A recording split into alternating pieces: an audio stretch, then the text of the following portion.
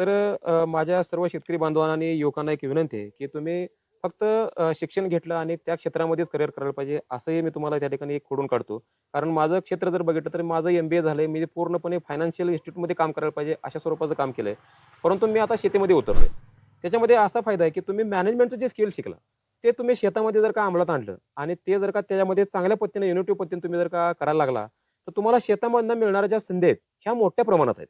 आणि आज बाजारामध्ये शेतमालाला मोठ्या प्रमाणात मागणी आहे. त्याच्यामध्ये जर का चांगला उत्कृष्ट दर्जेदार माल जर का बाजारामध्ये आला, तर त्यासाठी ग्राहक सुद्धा घ्यायला तयार आहेत. अगदी बरोबर. परंतु काय होतंय, की आपण काय करतो, की शासनाची कुठली योजना आहे का? मला कुठलं अनुदान मिळेल का? मला कशामध्ये तुम्हाला ह्या ठिकाणी आर्थिक सहकार्य मिळेल का? एवढ्याच फक्त तुकड्या भूमीकडे बघतो आणि आपण मग त्या नजरेने बघायला चालू होतो. हं, हं. तर मी युवकांना आणि शेतकऱ्यांना एक सांगू इच्छितो, की त्या नजरेनं पण बघा, हं, हं. परंतु काही अंशी बघा. परंतु तुम्हाला जर का तुमचं स्वायत्त टिकवून ठेवायचे असेल, तुम्हाला चांगलं स्वावलंबी बनायचं असेल, चांगलं आर्थिक स्थैर्य आणायचं असेल, तुम्ही तुमच्या शेतामध्ये एक शेतीला व्यावसायिक रूप द्या.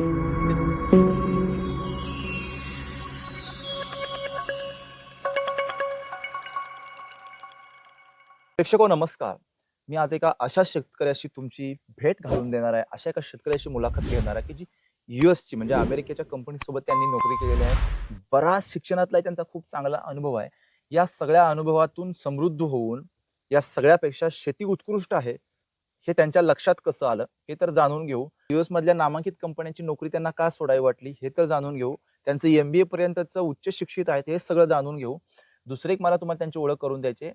अर्ध्या एकरामध्ये 7 क्विंटल ज्वारीचं विक्रमी उत्पादन घेण्याच्या बद्दल त्यांचं निरीक्षण म्हणा किंवा त्याच्यावरती देखरेख आणि त्यातून ते उत्पादन घेणं, अशा खूप युनिक गोष्टी आहेत. आपण त्या पूर्ण मुलाखतीमध्ये जाणून घेऊ.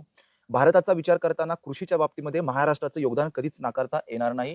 आणि महाराष्ट्रामध्ये विशेषतः सांगली, सातारा, कोल्हापूर, नगर, नाशिक, पुणे हा भौगोलिक सगळा जर भाग बघितला, जमीनही चांगली आहे आणि पाणी पण इथे खूप मुबलक प्रमाणात आहे.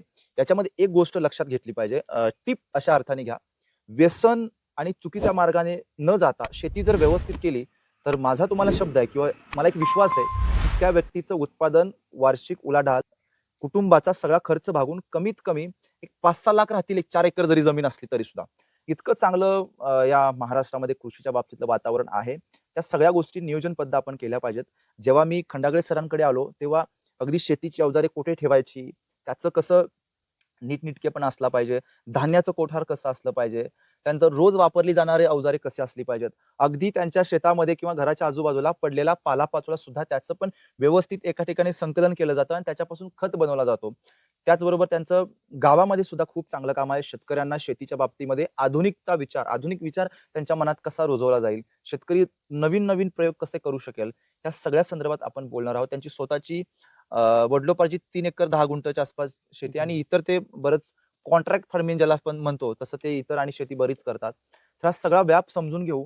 एक उच्च शिक्षित तरुण शेतीला प्रोफेशनल मॅनेजमेंटमध्ये कन्व्हर्ट करतो, तेव्हा बऱ्याच गोष्टी शिकायला मिळत असतात प्रेक्षको. शेती हा व्यवसाय जर तुम्ही बारीक लक्ष घालून जर केला, तर मित्रांनो खूप चांगलं इन्कम मिळू शकतं. केवळ शेतीची परिस्थिती भीषण आहे, शेतकऱ्याची परिस्थिती भीषण आहे, हे तर आहेच. काही भागात निश्चित शेतीची परिस्थिती भीषण आहे, पण काही भागात खूप चांगली आहे. ते समजून घेऊन आपण जर शेती केली, तर निश्चितच कृषी प्रधान भारताला अभिमान वाटेल, असं त्यातलं तुमचंही एक योगदानाचं पाऊल असेल. या सगळ्या संदर्भात आपण बोलू. खंडागळे सर, मनःपूर्वक स्वागत आहे. नमस्ते सर, नक्कीच. धन्यवाद सर. प्रथमतः मी आर.के. शेती फार्ममध्ये आपलं सहर्ष स्वागत करतो. Yes, yes. माझं नाव शिवश्री रमेश संभाजी खंडागळे. मी युवा प्रगतशील शेतकरी आहे आणि गावामध्ये बरेच जर तुम्ही बघितलं असाल तर तुम्हाला मी बराच परिचय त्या ठिकाणी देत आलो, की याच्यामध्ये शिक्षणाबरोबर आर्थिक जी नाळ ती तुमच्या घराची जोडायची असेल, तर त्याच्यामध्ये तुमचं मॅनेजमेंट अतिशय चांगलं असणं गरजेचं आहे. त्यासाठी म्हणजे माझं शिक्षण तसं जर बघितलं तर ग्रॅज्युएशनपर्यंत मी B.Com केलं. त्याच्यानंतर मग M.Com केलं. त्यानंतर मी 1 वर्ष थांबलो.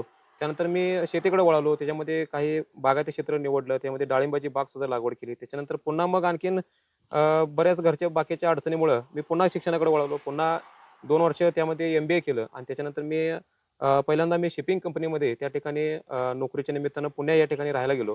त्या ठिकाणी 2010 मध्ये मी शिपिंग कंपनीमध्ये जॉबला लागलो. 2014 पर्यंत मी शिपिंग कंपनीमध्ये जॉब केला. तिथनं तो क्विट करून पुन्हा मी अमेरिकेच्या कंपनीमध्ये फ्लेक्ट्रॉनिक्स नावाची जी कंपनी आहे, तर त्याच्यामध्ये मी त्या ठिकाणी स्पेशलिस्ट म्हणून जॉइन झालो आणि तिथेही मी जवळपास 9.5 वर्ष त्या ठिकाणी नोकरी केली आणि जवळपास 2020 पर्यंत मी पुण्यामध्ये राहिलो होतो. म्हणजे 2010 ते 2020 म्हणजे साधारणतः 10 वर्ष पुण्यामध्ये मी राहिलो होतो.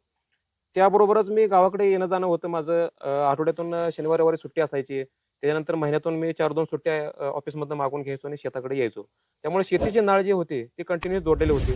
आई-वडिलांच्या बरोबर यायचं, इथं बरीचशी मदत करू लागायचो आणि त्याच्यामधनं हे होतं. माझा जन्मच वास्तविकता म्हणजे शेतकरी कुटुंबात झालेला आहे. त्याच्यामुळं शेतीशी नाळ हे नैसर्गिकच जोडलेले आहे आणि माझं कुटुंब जे आहे ते गावात न राहता शेतामध्ये राहत असल्यामुळं म्हणजे अगदी सकाळी उठल्यापासून ते मावळेपर्यंत शेताचाच त्या ठिकाणी सहवास असल्यामुळं आपल्याला जाणं येणं असेल, काय तुम्हाला विरंगुळा जरी करायचं असेल तर शेतातच करायचं आहे. त्याच्यामुळे शेतात म्हणजे बऱ्यापैकी रमून गेलो होतो. आता याच्यामध्ये मुद्दा असा आहे सर, ही झाली तुमची शैक्षणिक पार्श्वभूमी नोकरीच्या संदर्भातला. तुम्ही 3 एकर 10 गुंठ्यामध्ये वार्षिक उलाढाल जवळ-जवळ एक 16-17 लाखापर्यंत करता. म्हणजे लोकांना 100 एकर असून तर तेवढं उलाढाल करता येत नाही. ही वस्तुस्थिती बरं का सर. अगदी बरोबर. आणि 3 एकर 10 गुंठ्यामध्ये तुम्ही वार्षिक उलाढाल साधारण 17-18 लाख करता. आणि शेती हा फक्त म्हणजे काय शेतीतनं येणारं उत्पादन आहे. तर जोडधंदे असतात. तुम्ही अगदी मगाशी मला उदाहरण सांगितलं, की नारळ मी ₹22,000 चा विकला. अगदी, अगदी. शेळीची पिल्लं ही साधारण 20-22,000 ची विकली. हे छोट्या-छोट्या इन्कम मधून शेतकऱ्याचं आर्थिक उभारी येत असते. अगदी. तर ते जरा मॅनेजमेंट सांगा आणि इतर शेतकऱ्यांनाही फायदा कसा होईल विचारा. निश्चितपणानं. तर माझ्या सर्व शेतकरी बांधवांना आणि युवकांना एक विनंती आहे, की तुम्ही फक्त शिक्षण घेतलं आणि त्या क्षेत्रामध्येच करिअर करायला पाहिजे, असंही मी तुम्हाला त्या ठिकाणी एक खोडून काढतो. कारण माझं क्षेत्र जर बघितलं तर माझं MBA झालंय. मी पूर्णपणे फायनान्शियल इन्स्टिट्यूटमध्ये काम करायला पाहिजे, अशा स्वरूपाचं काम केलंय. परंतु मी आता शेतीमध्ये उतरलोय. त्याच्यामध्ये असा फायदा आहे, की तुम्ही मॅनेजमेंटचं जे स्किल शिकला, ते तुम्ही शेतामध्ये जर का अंमलात आणलं आणि ते जर का त्याच्यामध्ये चांगल्या पद्धतीने युनिटिव्ह पद्धतीने तुम्ही जर का करायला लागला, तर तुम्हाला शेतामधनं मिळणाऱ्या ज्या संधी आहेत, ह्या मोठ्या प्रमाणात आहेत. आणि आज बाजारामध्ये शेतमालाला मोठ्या प्रमाणात मागणी आहे. त्याच्यामध्ये जर का चांगला उत्कृष्ट दर्जेदार माल जर का बाजारामध्ये आला, तर त्यासाठी ग्राहक सुद्धा घ्यायला तयार आहेत. अगदी बरोबर. परंतु काय होतंय, की आपण काय करतो, की शासनाची कुठली योजना आहे का? मला कुठलं अनुदान मिळेल का? मला कशामध्ये तुम्हाला ह्या ठिकाणी आर्थिक सहकार्य मिळेल का? एवढ्याच फक्त तुकड्या भूमीकडे बघतो आणि आपण मग त्या नजरेने बघायला चालू होतो. हं, हं. तर मी युवकांना आणि शेतकऱ्यांना एक सांगू इच्छितो, की त्या नजरेनं पण बघा, हं, हं. परंतु काही अंशी बघा. परंतु तुम्हाला जर का तुमचं स्वायत्त टिकवून ठेवायचे असेल, तुम्हाला चांगलं स्वावलंबी बनायचं असेल, चांगलं आर्थिक स्तरी आणायचं असेल, तुम्ही तुमच्या शेतामध्ये एक शेतीला व्यावसायिक रूप द्या. त्याच्यामध्ये शेती ही व्यावसायिक दृष्टिकोनातून करायला चालू करा. मग तुम्हाला त्यामधनं चांगला रेव्हेन्यू जनरेट होणार आहे. कारण बऱ्याच वेळा असं होतं, की आपण शेती फक्त वडिलांचे आपल्याला आलेले आहे म्हणून आपण करायला लागलोय, असं करण्यात काही अर्थ नाही. कारण तुम्हाला वडिलांचे तर निश्चितपणाने आलेले आहे. परंतु तुम्ही तुमच्या माध्यमातून त्याला डेव्हलप करण्यासाठी तुम्ही काय कष्ट घेतले? तुम्हाला वडिलांनी किंवा आजोबांनी तुमच्या कोट्यवधी रुपयाची संपत्ती तुमच्या हस्ते बहाल केलेली आहे. आणि ती संपत्ती जर का आपण चांगल्या पद्धतीने जर का त्या ठिकाणी मॅनेजमेंट न करता जर चुकीच्या पद्धतीने करायला लागलो, तर आपल्याला त्यामधनं रेव्हेन्यू चांगला जनरेट होत नाही. मग आपल्याला आता निसर्गाशी सामना करायचा आहे. म्हणजे शेती तर तुमच्याकडे आहे, परंतु निसर्ग तुमच्या हातात नाही. नाही, अगदी बरोबर आहे. पण त्यामध्ये तुम्ही तुमचं मॅनेजमेंट जर बदललं हां, हां. आणि त्याच्यामध्ये जर का तुमचा असणारा जो काय म्हणजे त्यामधनं काम करण्याचा जो अजेंडा बदलला आणि कुठल्या हंगामामध्ये कुठलं पीक चांगलं आहे, आपल्या हंगामामध्ये आपलं हवामान, इथलं पाणी, नैसर्गिक त्या ठिकाणी असणारी गुणवत्ता, या सगळ्या गोष्टी शोधाशोध घेऊन जर का तुम्ही त्या ठिकाणी काम करायला लागला, तर त्याची बाजारपेठ वेगळी आहे. आज आपल्या इथं पिकलेले ज्वारीचं जे काय दाणे आहेत किंवा त्याच्यामधून तयार होणारा जो काही घटक आहे, त्याचा जो गोडवा आहे किंवा त्याचा जो स्वाद आहे, तो बाहेरच्या म्हणजे तालुक्यात जाऊन तुम्हाला तो बघायला मिळणार नाही. प्रत्येक ज्वारी माती वेगळी आहे ना. प्रत्येक माती वेगळी आहे. इथं आपल्या भागामध्ये असणारी चुनखड आणि इथं असणारी जी कर्ली माती, त्याच्यामध्ये तयार होणारा जो काही म्हणजे ज्वारी आहे. धान्य आहे, हं. त्याची चव एक वेगळी आहे. बरोबर. आणि त्याच्यामधनं तुम्हाला त्याचा गोडवा किंवा त्याचा स्वाद हा वेगळाच आहे. तर हे प्रत्येकाला मग ह्याचं आपण निश मार्केट ओळखलं पाहिजे, की ह्याच्यामध्ये आपल्याला बाबा आपल्याकडे हे कच्चा माल तयार आहे. तर आपल्याकडे ह्याच्यामध्ये काय करता येईल? मग आपण काय केलं पाहिजे? शेतामध्ये करत असताना आपल्याकडं ह्या सगळ्या गोष्टीचा विचार केला पाहिजे. आपल्याकडे जसं आपण शेअर मार्केटमध्ये पोर्टफोलिओ तयार करतो, तशा पद्धतीनं आपल्या शेतामध्ये पोर्टफोलिओ तयार असला पाहिजे. त्याच्यामध्ये तुमच्याकडे भाजीपाला असला पाहिजे, फळपीक असलं पाहिजे, तुमच्यासाठी लागणारं जे दररोजचं जे काही कडधान्य किंवा भाजीपाल्यासाठी लागणारे जे काही घटक आहेत ते तुमच्याकडे असलं पाहिजेत. त्याच्यानंतर तुमच्याकडं गाई, म्हशी, त्यानंतर शेळीपालन, कोंबडी पालन ह्या सगळ्या गोष्टी असल्या पाहिजेत. म्हणजे ह्या काय आहेत, की तुमच्या नगदी गोष्टी आहेत. म्हणजे तुम्हाला शेतामध्ये काम करत असताना एक आर्थिक गरज भागवण्यासाठी, तुमच्या दररोजच्या गरजा भागवण्यासाठी हे तुम्हाला एक स्थैर्य देणाऱ्या गोष्टी आहेत. त्याच्याबरोबर तुमच्याकडं एकच पारंपरिक पीक फक्त न घेता वर्षानुवर्षे त्याच्यामध्ये पीक फिरत आले पाहिजे. पीक फेरपालट जर का तुम्ही केली, तर तुमच्या शेतीचा जो कस आहे तो टिकून राहणार आहे. त्याच्यानंतर तुमच्या जमिनीमधनं जे काही मित्रकिडे असतील किंवा शत्रुकिडे असतील, त्याचा आपल्याला शेतीमध्ये काम करत असताना त्रास नाही होणार. कारण काय होतं, की तुम्ही एकच पीक वारंवार घेतलं, तर त्या एखाद्या पिकामध्ये असणारी कीड हे जमिनीमध्ये लपून किंवा त्याची जी पुढची अवस्था किंवा ती सायकल आहे ती वाढवण्याचं काम करत असते. आणि त्याच्यामधनं एक रेजिस्टन्स तयार होतो आणि त्या भागामध्ये तुम्ही कुठलंही पीक जर का त्यामध्ये घेतलं, तर पुन्हा त्या किडीचा आणि याचा आपल्याला त्रास होतो आणि त्याच्यामुळे मग आपला उत्पादन खर्च वाढतो. हं, त्याच्यासाठी आपण काय करायचं, की पीक रोटेट करायचं आहे. रोटेशनल पीक म्हणजे तुमच्याकडे साधारणतः 3 वर्षाचं एक शेड्यूल तयार असलं पाहिजे. माझं या वर्षामध्ये 2025 मध्ये माझं हे पीक आहे, तर 2027 मध्ये माझं कुठलं ह्या पीक म्हणजे त्या प्लॉटमध्ये पीक असलं पाहिजे. बरोबर. हे आपलं एक आपण नियोजन असलं पाहिजे. त्याच्यानंतर वर्षानुवर्षे एकच पीक पद्धतीने घेतात, त्याच्यामध्ये बदल केल्यानंतर त्याचं मार्केटिंग सुद्धा आपल्याला महत्वाचं आहे. कारण आपण जे पीक घ्यायला लागलो त्या बाजारामध्ये जर का त्याला किंमत नसेल तर त्याला करण्यात काय अर्थ नाही. त्याच्यामुळे आपल्या भागामध्ये मी पिकवतोय म्हणून तुम्ही घ्या, हे चुकीचं आहे. त्याच्यामध्ये काय केलं पाहिजे, की आता बघा मध्यंतरी उद्धव ठाकरे जेव्हा मुख्यमंत्री होते त्यांनी त्यावेळेस एक शासनाच्या माध्यमातून कृषी विभागाला एक सूचना केली होती, की त्याच्या माध्यमातून तुम्ही पिकवा लागला म्हणून आम्ही घेणार नाही. तर ग्राहकांच्या काय अपेक्षा आहेत तुम्ही ओळखून घ्या. मग त्याच्यामध्ये त्याने एक नवीन संकल्पना आणली, की त्याच्यामध्ये शेतकरी ते ग्राहक हे एक असं डायरेक्ट विक्री करण्यासाठी केंद्र वगैरे उभा केली. त्याच्यानंतर त्यांना ते छत्र्या वगैरे सुद्धा त्यांच्या माध्यमातून वाटप केलं शासनाच्या. आणि त्याच्यामध्ये लिहिलं, की एक संदेश दिला, विकेल ते पिकल. म्हणजे बाजारात जे विकायला लागलंय ते पिकवा. म्हणजे तुम्हाला ग्राहक त्या पद्धतीने मिळतील. माझ्याकडे पिकले म्हणून समजा आज बाजारामध्ये तुम्ही बघताय, की ऊसाचा दर जर बघितला तर साधारणतः मला कळते असं साधारणतः 2,000-2,500 पासून 3,000, 3200-3400 पर्यंतचाच रेट आजही तोच आहे. म्हणजे माझं आज जवळपास वय 42 वर्ष सुरू झालं, पण तरी सुद्धा ह्या भावामध्ये कुठलाही बदल तुम्हाला बघायला मिळत नाही. म्हणजे आपला उत्पादन खर्च जर बघितला, आज जे 700-800 रुपयाला मिळणारं DAP पोतं आज 1700 रुपयाला मिळते. म्हणजे त्याच्यामध्ये जवळपास डबलीपेक्षा जास्त तुमचा खर्च वाढलेला आहे. परंतु तुमचा जो टनेजचा जो ऊसाचा उतारा येणार आहे त्याच्यामध्ये काही फार बदल झालेला नाही. आणि दुसरी गोष्ट आहे, की त्याच्यामध्ये वारंवार जे आपण पीक पद्धती एकच राहिल्यामुळं वर्षभर आपल्या 12 महिने त्याच्यामध्ये पीक राहिल्यामुळं आपल्याकडे जो काय तो ऊस निघणार आहे त्याचं उत्पादनही कमी कमी होत चाललंय. त्याच्यामुळे जमिनीचा कस कमी होत चाललाय. त्याच्यामध्ये नापीक होते पाण्याचा निचरा होत नाहीये. त्याच्यामुळं हा आपल्या मातीचा कस कमी होत गेल्यामुळं पुढच्या भविष्यातील आपल्या पिढीसाठी जमीन शिल्लक राहणार नाही. आणि एकदा जर का तुमची नापीक जमीन झाली तर पुढच्या पिढीसाठी शिल्लकच राहणार नाही. त्याला दुसरं काय करण्याशिवाय पर्याय राहणार नाही. त्याच्यामुळे पुढच्या काळामध्ये आपल्याला जर का हे करता येईल तर त्या अडचणी व्हायला नाही पाहिजेत. या दृष्टिकोनातून आपण काम करत राहिलो आणि त्याच्यावरती विविध आपण प्रयोग केलं. मग त्याच्यामध्ये तृणधान्याचे प्रयोग असतील, त्याच्यानंतर कडधान्याचे प्रयोग असतील, त्याच्यानंतर फळ पिकाचे असतील. अर्थात तुम्ही ही सगळी खूप चांगली माहिती सांगितली सर. पण माझा दुसरा एक मुद्दा आहे. छोटं छोटं इन्कम असतं तुमच्याकडे. मधमाशांचं पेट्या आहेत, तुमच्याकडे 5-6 नारळाची झाडं आहेत, 5-6 शेळ्या आहेत. तुम्ही आता राजगिरीचे लाडू करता, ज्वारीपासून बिस्किटं बनवता. हे छोटे छोटे व्यवसाय आहेत. अगदी. हे खूप महत्वाचे असतात. हे जरा पटवून सांगा पारंपरिक पिकं घेणाऱ्या शेतकऱ्यांना, थोडक्यात पण महत्वपूर्ण. अगदी, अगदी. आता बघा, की पारंपरिक शेती आहे म्हणून आपण त्याला नाव ठेवण्यात काय अर्थ नाही. म्हणजे पारंपरिक शेतीला जर का तुम्ही आधुनिकतेचा टच दिला, तर त्याला अतिशय चांगल्या पद्धतीने मार्केट मिळते, माझा अनुभव आहे. बरोबर. कारण आज बघतोय, की बाजारामध्ये जर का तुमच्याकडे सेंद्रिय पद्धतीने चांगल्या पद्धतीने पिकवलेल्या मालाला आज मला ज्वारीला ₹50 भाव मिळतोय आणि बाकीच्या शेतकऱ्यांना त्याच्या तेवढा भाव मिळत नाही. आणि मग त्यांची धावाधाव असते, मला मार्केटमध्ये भाव पडला, शासन मग ह्यामध्ये अनुदान देणार, मग ह्याच्यामध्ये शासन ह्याच्यावरती हमी भाव देत नाही. आपण ते हमी भाव वगैरे इकडे जाण्याच्या ह्याच्यामध्ये फंद्यातच पडायचं नाही. बर. माझं स्पष्ट असं म्हणणं आहे, की तुम्हाला जेवढं जमतंय तेवढंच पिकवा. तुम्हाला जेवढं कुटुंबाला लावून तुमचं जे काही उदरनिर्वाह करण्यासाठी जेवढं राहतंय, त्याच्याबरोबर तुम्हाला जे काय अतिरिक्त राहणारच आहे, त्याच्यावरती प्रोसेस करू शकतो. अशा वस्तू तुम्ही बनवा. मग थोड्या बनवा.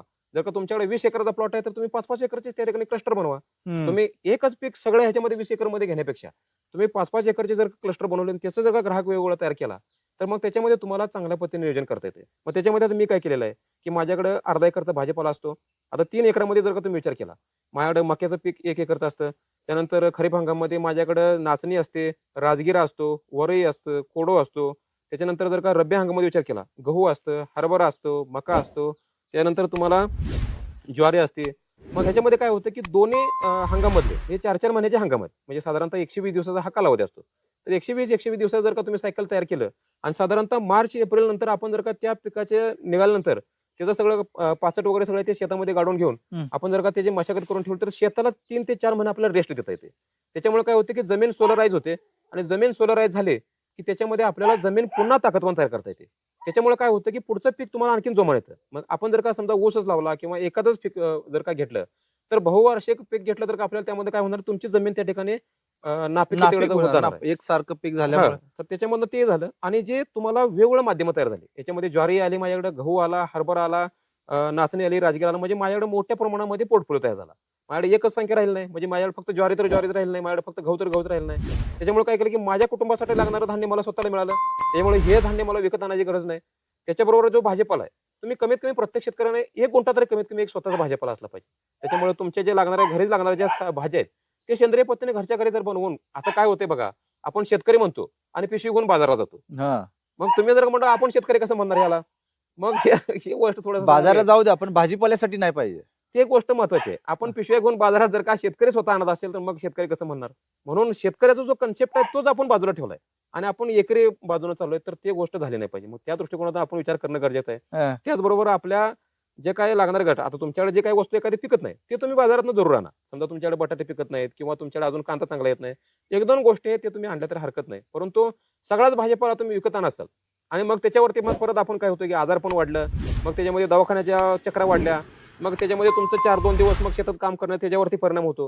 हे व्हायला नाही पाहिजे. मग आपली इम्युनिटी टिकवून ठेवायची असेल तर आपल्या शेतामध्ये पिकणारा माल हा चांगला आणि तजेलदार असला पाहिजे.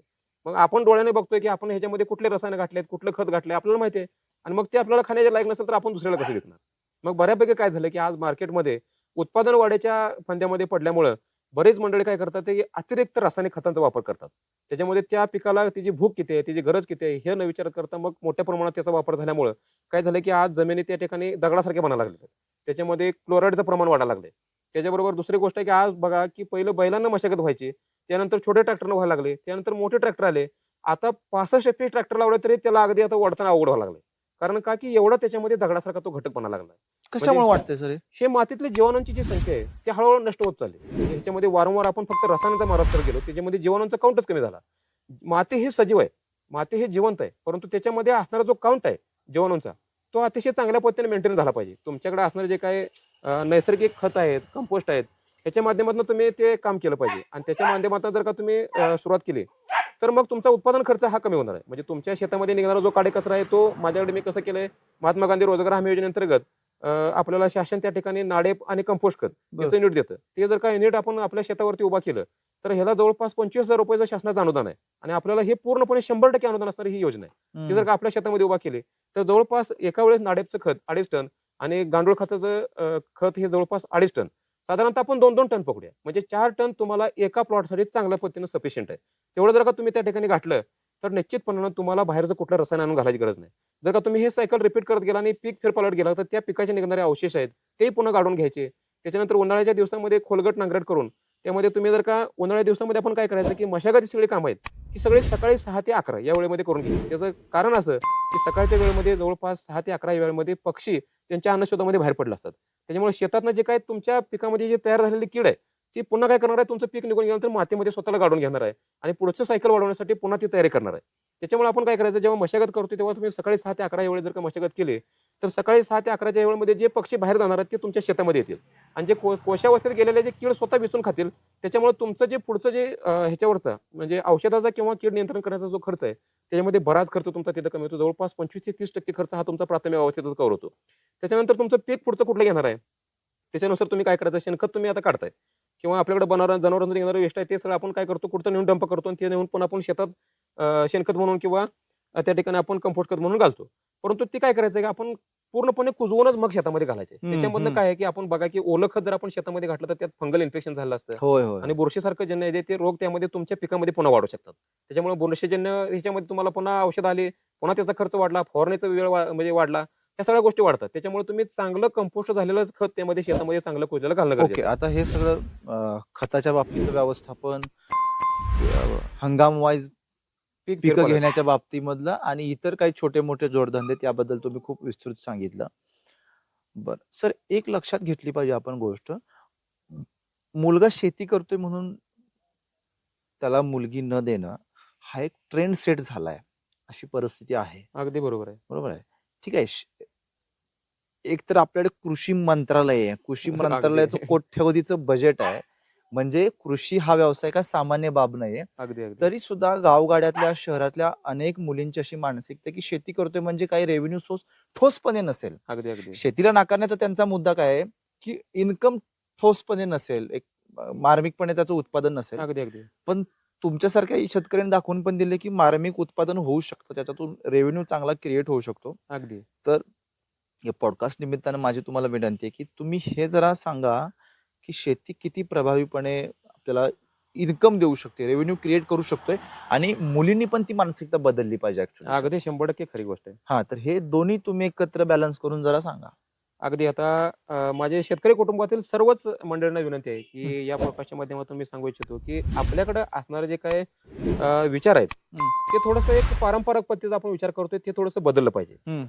युवकांनीही त्याच्याकडे त्या पद्धतीने विचार केला पाहिजे की बाबा मला जर मुलगी मिळवायची असेल तर मी स्वतः स्वावलंबी बनलं पाहिजे, माझा हा शेतीचा दृष्टिकोन आहे ते त्यांना चांगलं वाटलं पाहिजे, तर तुम्हाला ती मुलगी तिथे येणार आहे. बरोबर. कारण काही कुठल्याही आई वडिलांना असं वाटणार आहे की बाबा एखादा कुठेतरी म्हणजे कमी उत्पन्न असणार किंवा कमी सोर्स असणाऱ्या त्या मुलाला आपली मुलगी द्यावी. त्याचा उत्पन्नाचा सोर्स हा चांगला असला पाहिजे. मग उत्पन्नाचा सोर्स हा शेतीमध्ये आपल्याला चांगला तयार करायचा असेल तर त्याच्यामध्ये व्यावसायिक जोड ही तुम्हाला दिलीच पाहिजे. शेती ही व्यावसायिक मॉडेल म्हणून तुम्ही केली पाहिजे. त्याच्यासाठी तुम्ही काय केलं पाहिजे की तुमच्याकडे असणाऱ्या पारंपरिक ज्या गोष्टी आहेत त्याच्यामध्ये आधुनिक टच आणून तुम्ही त्याच्यामध्ये व्यावसायिक रूप कसं देता येईल. आता जसं तुम्हाला सांगितलं की तुम्ही शेती करत असताना त्याची रचना अशी बनवा की त्याच्यामध्ये तुमच्याकडे फळ पिकं असली पाहिजेत, वर्षभर देणारी फळं आली पाहिजेत, त्याच्यामध्ये नगदी पिकं असली पाहिजेत. तुम्हाला जर का समजा अति पाऊस झाला, अति त्या ठिकाणी गारपीट झाले, अति नुकसान झालं तरी सुद्धा तुम्ही स्थैर्य त्या ठिकाणी मिळवलं पाहिजे. बरोबर. मग त्याच्यासाठी काय आहे की तुमच्याकडे शेळी पालन असलं पाहिजे, कोंबडी पालन असलं पाहिजे, गाई म्हशी असल्या पाहिजेत. त्याच्याबरोबर तुमच्याकडे छोटंसं एखादं तुम्हाला जर शक्य असेल तर गांडूळ खताचं युनिट उभा केलं पाहिजे. बरोबर. त्याच्यामध्ये तुम्हाला गांडूळ खत विकून तुम्हाला पैसे जनरेट होत आहेत. त्याच्यामधून निघणारे जे काय निचरा होऊन येणारं घटक आहे त्याच्यामधूनही तुम्हाला चांगलं मार्केट मिळते.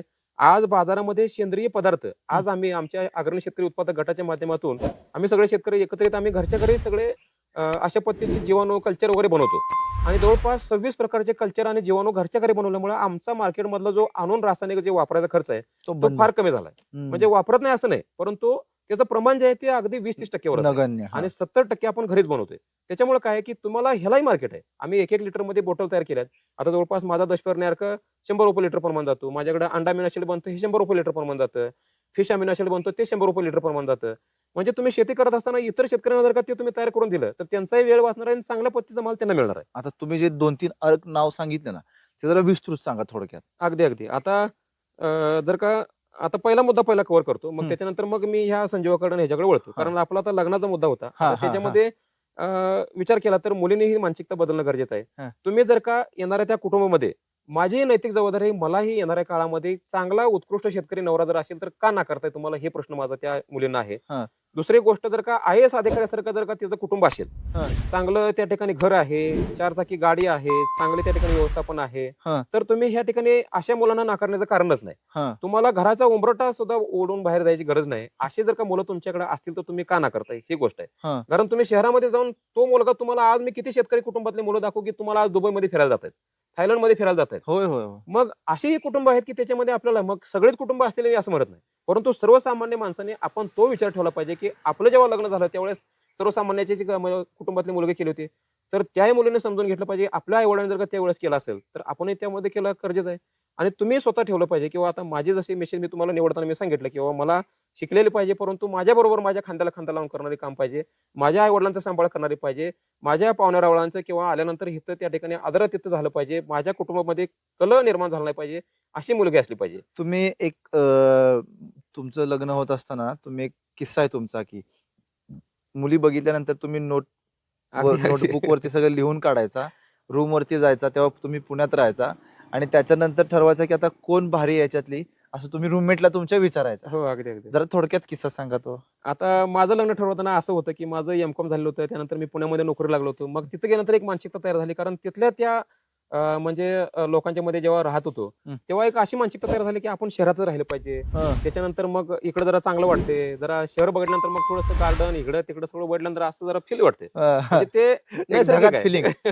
आणि ज्यावेळेस मला ते नैसर्गिक जाणवं लागलं की बाबा हे सगळं फक्त दिखावा आहे आणि ज्यावेळेस आपली रियालिटी आहे त्यावेळेस आपले आई वडील असतील किंवा आपले पाहुणे असतील त्याच्याबरोबर जर का आपली मिसेस तिथे जर का सहकार्य आपल्याला मिळत नसेल तर मग एका बाजूने आपण म्हणजे बऱ्याच गोष्टी ह्या एकत्रित कुटुंबात असताना केल्या आणि आपलं लग्न झालं तर ह्यामध्ये जर का बिघाड होत असेल तर ती गोष्ट आपण म्हणजे थोडंसं त्या ठिकाणी आपण स्वतःमध्ये बदल केला पाहिजे. आणि त्या दृष्टिकोनातून मी माझा विचार बदलला की माझ्याकडे अगदी गरीब कुटुंबातील मुली असू द्या, परंतु ते आपल्या कुटुंबाला सांभाळ करेल आणि आपल्या बरोबर खांद्याला खांदा लावून देईन आपल्याला सहकार्य करेल, असे सहकार्य जर असेल तर मग ज्यावेळेस आपल्याला अडीअडचणी येतील सगळंच काय आपलं आयुष्य एकसारखं राहणार नाही. तुम्हाला सुख दुःखामध्ये चढ उतार राहणार आहे, त्यामध्ये आपल्याला ती जर का साथ देणार असेल तर निश्चितपणे आपल्याला त्या मुलीबरोबर लग्न करायला आवडेल. म्हणून मी काय करायचो, स्वॉट अनालिसिस करायचो की ते स्ट्रेंथ काय, विकनेसेस काय, माझ्याकडे काय कुठले गुण आहेत.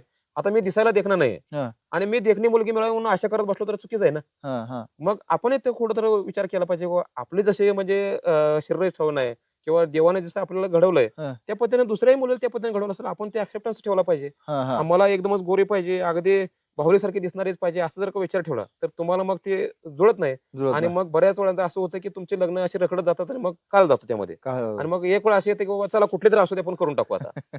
मग ते करण्यापेक्षा तुम्ही पहिल्यापासून जर का स्वतःचा निर्णय घेतला, वस्तुस्थिती स्वीकारा, वस्तुस्थिती 100% स्वीकारली पाहिजे. कारण आज ग्राउंड लेवलची रियालिटी वेगळी आहे. शेतकरी कुटुंबात म्हटलं की नाकारण्याचं कारण काय की बऱ्यापैकी बघतो की आज तरुणातले अनेक मुलं, आज मी कोणाला दोष देत नाही, परंतु व्यसना त्यांच्याकडे मोठ्या प्रमाणात चाललेले आहेत आणि हे थोडंसं कुठेतरी थांबलं पाहिजे. त्या माध्यमातून सुद्धा आपण थोडंसं काम करणं गरजेचं आहे.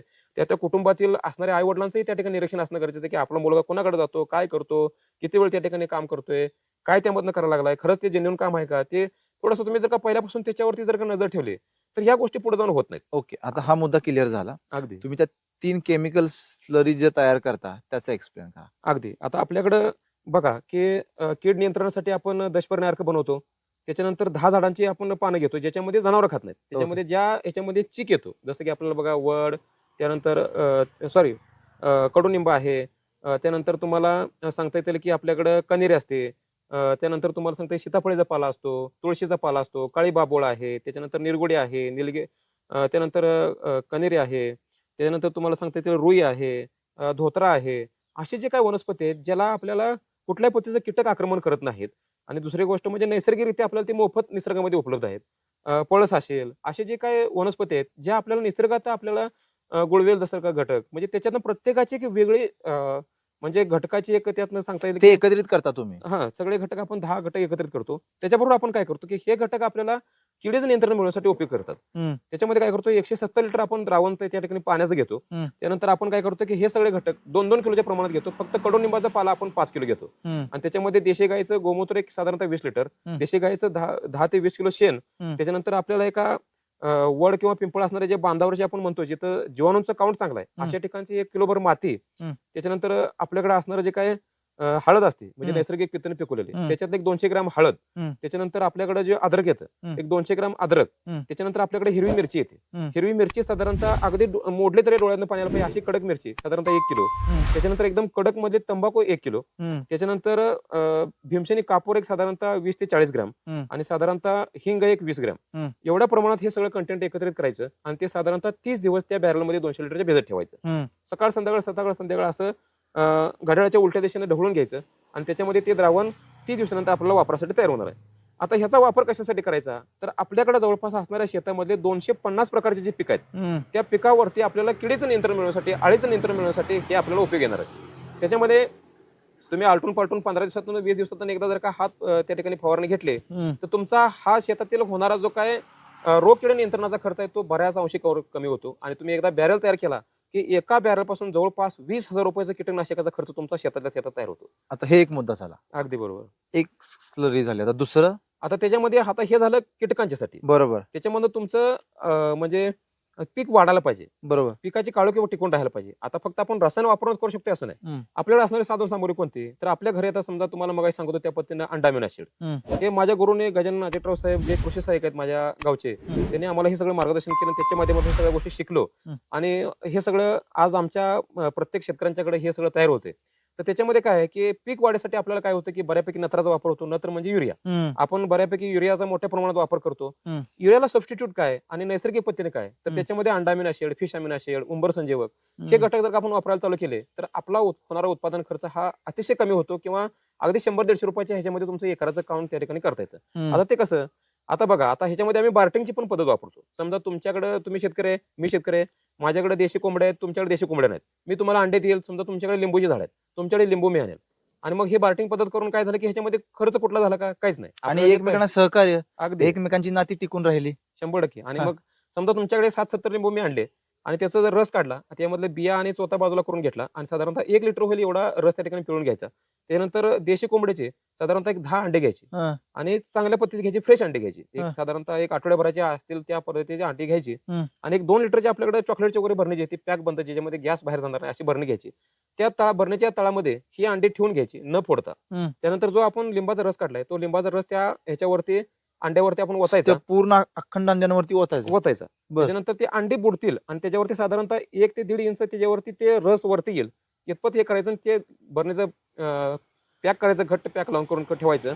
आणि ते बरणी जे आहे ते अंधाऱ्या खोलीमध्ये जिथं कुठल्याही प्रकारचं सूर्यकिरण किंवा कुठल्याही प्रकारची किरण येणार नाही अशा ठिकाणी ती झाकून ठेवायची. बर 16 दिवस त्याला अजिबात डिस्टर्बन्स करायचं नाही. बर 16व्या दिवशी ती खोलायचं. हं. खोलल्यानंतर तुम्हाला बघायला मिळेल की ते अंडे पूर्णपणे त्या ठिकाणी विघटन त्याचं होऊन, जैविक विघटन होऊन पूर्ण वरचा जो पांढरा टणक भाग असतो त्याचंही त्या ठिकाणी तुम्हाला द्रावण झालेलं बघायला मिळतं.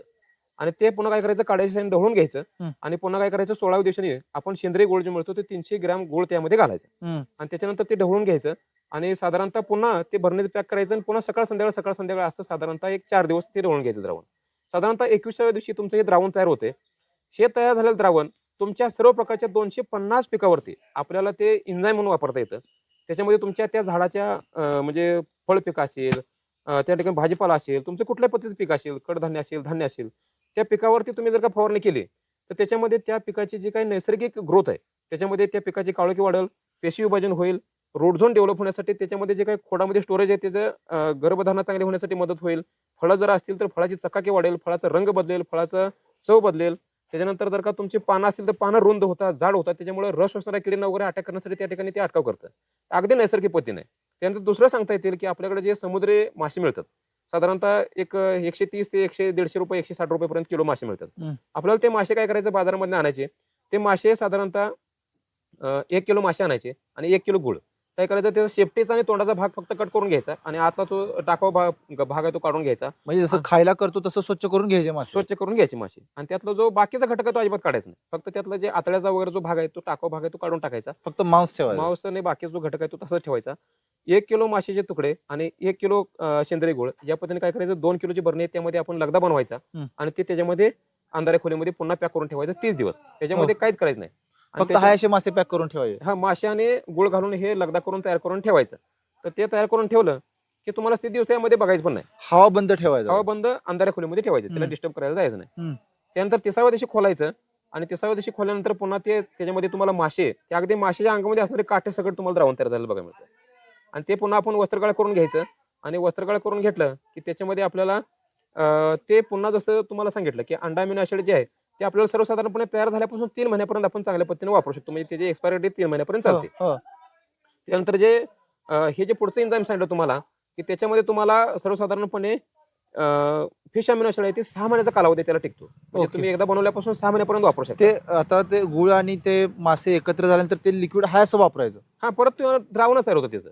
मी डिरेक्टली यूज साठी. डायरेक्टली यूज करतात. त्यामध्ये पाणी वगैरे घालायचं नाही. ओके. त्यामध्ये कुठल्याही, आता मग सांगितलं त्यामध्ये अंडा मॅशड बनवतो त्यामध्ये पाणी घालायचं नाही आणि आता जे आपण हे करतो त्यामध्ये पाणी घालायचं नाही. फक्त पाणी ते ह्याच्यात घालायचं. आता जेव्हा द्रावण बनवताय तुम्ही त्यावेळेस समजा 200 लिटर बनवताय त्यावेळेस आपण साधारणतः अंडा अमिनो ऍसिड असेल तर एका म्हणजे लिटरसाठी साधारणतः 3 ते 5 मिलीपर्यंत घ्यायचं आणि जर का तुम्ही माशापासून बनवलं असेल साधारणतः 2 ते 3 मिलीपर्यंत घ्यायचं. 1 हं. लिटरसाठी हे द्रावण घ्यायचं. मग तुमचं जेवढं क्षेत्र असेल किंवा जेवढं लिटर तुम्हाला पाणी लागणार आहे फवारण्यासाठी तेवढ्याच प्रमाणात ते बनवायचं. मी काय म्हणतोय, एकराला फवारणी करायची हं. तर ते किती प्रमाणात पाणी असलं पाहिजे? आता साधारणतः तुम्हाला 160 लिटर ते 200 लिटर पाणी सर्वसाधारणपणे तुम्हाला एका एकरसाठी लागतं. बरोबर. आता त्याच्यामध्ये तुम्हाला जेवढं लागेल समजा मग 1 लिटर किंवा अर्धा लिटर तुम्हाला सफिशियंट आहे ते ओके. द्रावण. मग तेवढ्या प्रमाणातच तुम्ही बनवायचं आणि तुम्ही एकदा स्वतः जर का बनवायला सुरू केलं, आताच मला पुढच्या 2 महिने तुम्हाला लागणार आहे, तर तुम्ही या महिन्यामध्ये तयार करायला ठेवा. पुढच्या महिन्यात तुम्हाला रेडी होईल. आणि कमी खर्चात आहे तुम्हाला घरच्या घरी आहे. आणि पिकाची नैसर्गिकपणा पण टिकून राहील. अगदी अगदी. येस येस, खूप चांगली माहिती आणि सांगितली. अजून एक त्यामध्ये सांगता येईल दुसरं एक संजोग आणि फार मोलाचं आहे. हं. आता हे जे तुम्हाला 2 संजोग सांगितले हं. हे फक्त फ्लॉवरिंगच्या अवस्थेमध्ये पिकाला मारायचे नाही. हं. त्याच्यामध्ये फुलगळ होऊ शकते कारण अमोनियाचं फॉर्म्युलेशन यामध्ये तयार होतं. ओके. इतर वेळेस तुम्ही निश्चितपणे मारू शकता. आता आपल्याकडे अजून एक घटक असतो शेतामध्ये, त्याच्यामध्ये तुम्हाला उंबर असतात. हं. आता शेतामध्ये जे तुमच्या उंबराचे झाड असतात तुमच्या अगदी शेताच्या बांधावरती असतात, सगळीकडे असतात विहिरीकडे ते, हो. तर ते पिकलेले जे उंबर आहेत ते साधारणतः 1 किलो उंबर आणायची हं. आणि 1 किलो उंबर आणि काय करायची ती खोलून घ्यायची. त्याच्यामध्ये थोडंसं असं कणिक मिळतो तसं थोडंसं लगदा तयार करून घ्यायचा. हं. त्याच्यामधलं जे एक असं केसरासारखा भाग असतो तो बाजूला काढून घ्यायचा हं. आणि चांगला लगदा असं कणिक मिळतो तसं तयार करून घ्यायचा आणि त्याच्यामध्ये आपण 1 किलो सेंद्रिय गुळ घालायचा आणि हं. त्याचं कणिक मिळतो तसं लगदा तयार करून तेही 30 दिवस भिजत ठेवायचं. हं. आणि त्याच्यानंतर ते जे द्रावण 30 दिवसानंतर तयार होईल ते आपण 250 पिकावरती कुठल्याही अवस्थेमध्ये मारू शकता तुम्ही आणि साधारणतः त्याचंही 2 ते 3 मिली किंवा 5 मिलीपर्यंत तुम्ही घेऊ शकता. हे मात्र तुम्ही तुमच्या फुलगळ वगैरे होणार नाही, कुठलेही नाही. त्याच्यामध्ये तयार होणारा घटक अतिशय जबरदस्त आहे. त्याचाही कालावधी साधारणतः 6 महिने. पण हे जे तुम्ही 2 ते 3 ml म्हणताय, हं. हे 160 लिटर साठी घ्यायचं का? हा, 160 लिटरला 160 लिटर पाण्यात तेवढं 3 ml टाकायचं. नाही 3 ml प्रति लिटर. प्रति लिटर 3 ml. हां. प्रेक्षक हे लक्षात घ्या. ओके. हा हा. प्रति लिटर 3 ml. बरं बरं. या पद्धतीने घ्यायचं आणि मग तुमचं वाढीसाठी झालं, फळाची चकाकी, त्याचा रंग, म्हणजे तुम्ही स्वतः त्याचा अनुभव घेतला तर तुम्हाला लक्षात येईल की त्याच्यामध्ये अगदी तुमचे कुंडीतली फुलझाडं जरी असतील हं. त्याच्यावरती आम्ही छोट्या स्प्रेनं जरी मारा तरी तुम्हाला त्याचा अनुभव बघायला मिळेल. आता म्हणजे गेले जवळपास 6 वर्ष झाला आम्ही ह्याच्यावरती प्रॅक्टिकली अनुभव घेतलाय हं. आणि स्वतःचं प्रोडक्शन पण आमच्या गटाचं आहे. तर त्याच्या माध्यमातून शेतकऱ्यांना उपलब्ध करून देतोय आणि आम्ही स्वतःही वापरतोय. Yes yes yes. तुम्ही थोडक्यात खूप चांगली माहिती सांगितली, भरभरून बोलला, वेळ दिला. यांच्या अजूनही काही रील्स आहेत ते सुद्धा नक्की पहा. ही माहिती तुम्हाला कशी वाटली कॉमेंट करून नक्की कळवा. हा व्हिडिओ जर तुम्ही फेसबुक आणि इंस्टाला पाहत असाल तर दोन्ही पेजला फॉलो करा. आणि हा व्हिडिओ जर तुम्ही यूट्यूबला पाहत असाल तर चॅनलला सबस्क्राईब करा. तुर्तास मनःपूर्वक धन्यवाद. तुमचे धन्यवाद. विशेष आभार. तुम्हाला धन्यवाद.